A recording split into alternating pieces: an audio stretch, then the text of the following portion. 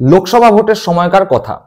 শ্রীরামপুরে তৃণমূল কংগ্রেস প্রার্থী কল্যাণ বন্দ্যোপাধ্যায় ভোটের প্রচারে বেরিয়েছেন হুডখোলা জিপে তার সঙ্গে দেখা যাচ্ছে কাঞ্চন মল্লিককে। কল্যাণ বন্দ্যোপাধ্যায় কাঞ্চন মল্লিককে দেখে একেবারেই খুশি হননি। তিনি বেশ কিছুক্ষণ কাঞ্চন মল্লিকের সঙ্গে কথা বললেন। কাঞ্চন মল্লিক গাড়ি থেকে নেমে গেলেন। পরবর্তী সময় যখন কল্যাণ বন্দ্যোপাধ্যায়ের কাছে সাংবাদিকরা জানতে চান যে কেন কাঞ্চন মল্লিককে তার সঙ্গে প্রচারে প্রথমে দেখা গেল, তারপর কাঞ্চন মল্লিক নেমে গেলেন, তখন কল্যাণ বন্দ্যোপাধ্যায় সাংবাদিকদের উত্তরে জানিয়েছিলেন কাঞ্চন মল্লিকের ব্যক্তিগত কিছু বিষয় রয়েছে যা সাধারণ মানুষ খুব একটা ভালোভাবে নেয় না, ফলে সেগুলো ভোটে প্রভাব ফেলতে পারে। তাই তিনি চাননি কাঞ্চন মল্লিক তার সঙ্গে ভোটের প্রচারে থাকুক। উনি আমার সঙ্গে যখন প্রচারে বেরিয়েছে, গ্রামের মহিলারা কিন্তু খুব ভীষণ রিয়াক্ট করছেন। আমি ওনাকে আগেই বলে দিয়েছিলাম গ্রামে এসো না। আর শুধু আমার সঙ্গে প্রচারের সময় কেন থাকছে? একটা এমএলএ তো অন্য দিনগুলো তো প্রচার করবে, সে তো কিছু করছে না। আমাকে নির্বাচন করতে হচ্ছে, মানুষের মন যা আছে আমাকে তো বুঝতে হবে। আমি তো কোনো ব্যক্তি বিশেষের জন্য নই, আমি সমষ্টিগত মানুষের জন্য।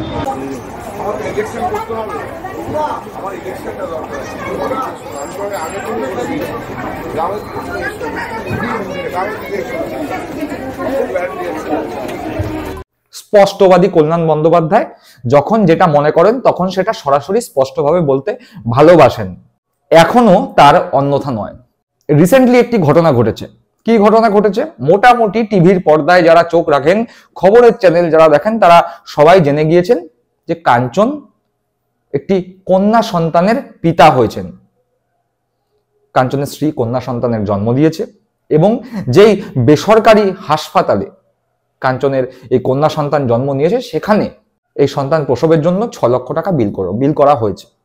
কাঞ্চন মল্লিক সেই বিল নিয়ে বিধানসভায় খোঁজ নিয়ে দেখেছিলেন যে এই 6 লক্ষ টাকা যে বিল হয়েছে, যে সেই বিল বিধানসভা থেকে পাশ করানো যায় কিনা, বা কাঞ্চন মল্লিক সেই বিল নিয়ে বিধানসভায় খোঁজ খবর নিয়েছেন এবং নিয়ে জানতে চেয়েছেন যে এই বিল বিধানসভা থেকে দেয়া হয় কিনা। যদিও কাঞ্চন মল্লিক সেই বিল বিধানসভায় সাবমিট করেছেন, এরকম কোনো তথ্য বা খবর পাওয়া যায়নি, বিধানসভা সূত্রেও পাওয়া যায়নি। কিন্তু বাংলার বেশ কিছু মিডিয়া লাফাতে শুরু করলো, বলতে শুরু করলো, একই সঙ্গে বিজেপি ও সিপিএমও বলতে শুরু করলো কাঞ্চন মল্লিক নিজের মেয়ের জন্ম দেওয়ার জন্য যে 6 লক্ষ টাকা বিল হয়েছে তা নাকি সরকারের কাছ থেকে নিয়েছে। যদিও তার মধ্যে কতটা সত্যতা আছে তা নিয়ে তর্ক চলতেই পারে। কিন্তু এই প্রশ্ন যখন সাংবাদিকরা বিজেপির রাজ্য সভাপতি সুকান্ত মজুমদারকে করলো, তখন সুকান্ত মজুমদার কটাক্ষ করলো। কি কটাক্ষ করলো? বললো সাধারণ মানুষের জন্য স্বাস্থ্যসাথী, আর কাঞ্চন মল্লিকের মেয়ে হয়েছে তার জন্য 6 লক্ষ টাকা বিল কেন? কাঞ্চন মল্লিককেও স্বাস্থ্যসাথী দেওয়া হোক, সেও স্বাস্থ্যসাথীর মাধ্যমে চিকিৎসা করাক বা প্রসব করাক তার সন্তানের। কাঞ্চনকে বগা কাঞ্চন বলেও কটাক্ষ করলো সুকান্ত মজুমদার। চলুন একবার শুনি সুকান্ত মজুমদারের সেই কথা। দেখুন, কাঞ্চন মল্লিক 6 লাখ টাকা কেন বিল জমা দিলেন, এর উত্তর তো মুখ্যমন্ত্রীকে দিতে হবে। উনি তো সবসময় বলে বেড়ান যে স্বাস্থ্যসাথী কার্ড আছে, তো গরিব মানুষের জন্য স্বাস্থ্যসাথী কার্ড, আর বগা কাঞ্চনের জন্য 6 লাখ, এটা তো চলতে পারে না। বগা কাঞ্চনের মেয়ে হয়েছে তার জন্য আমরা শুভেচ্ছা জানাই তাকে, কিন্তু আমাদের জনগণের 6 লাখ টাকা উনি ধ্বংস করবেন তার জন্য, এটা তো মেনে নেওয়া যায় না। তার জন্য তো স্বাস্থ্যসাথী কার্ড থাকা উচিত ছিল। শুনলাম সুকান্ত মজুমদার কি বললেন। স্পষ্টতই সুকান্ত মজুমদার কাঞ্চনকে বগা কাঞ্চন বলে কটাক্ষ করেছেন এবং রীতিমতো তিনি স্বাস্থ্যসাথী স্কিমকেই অপমান করেননি, কাঞ্চনকেও অপমান করেছেন।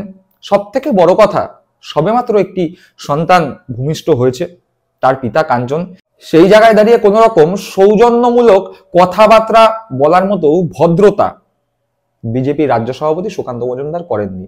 এরই পাল্টা দিয়েছেন কিন্তু কল্যাণ ব্যানার্জি। হ্যাঁ, এই কল্যাণ ব্যানার্জি যে কাঞ্চনকে নিয়ে একসময় প্রচার করতে নিমরাজি ছিলেন বা অরাজি ছিলেন বা রাজি হননি।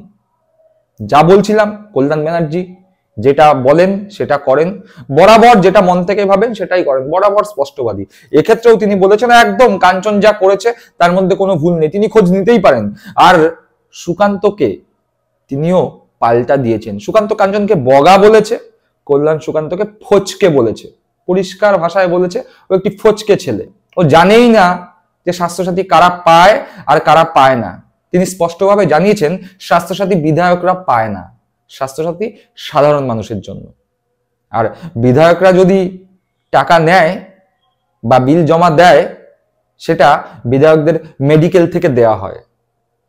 আর তিনি একসঙ্গে একথাও বলেছেন, একথাও জানিয়েছেন যে নার্সিংহোম থেকে 6 লক্ষ টাকা বিল করেছে, তার জন্য কাঞ্চন কিভাবে দায়ী হবে?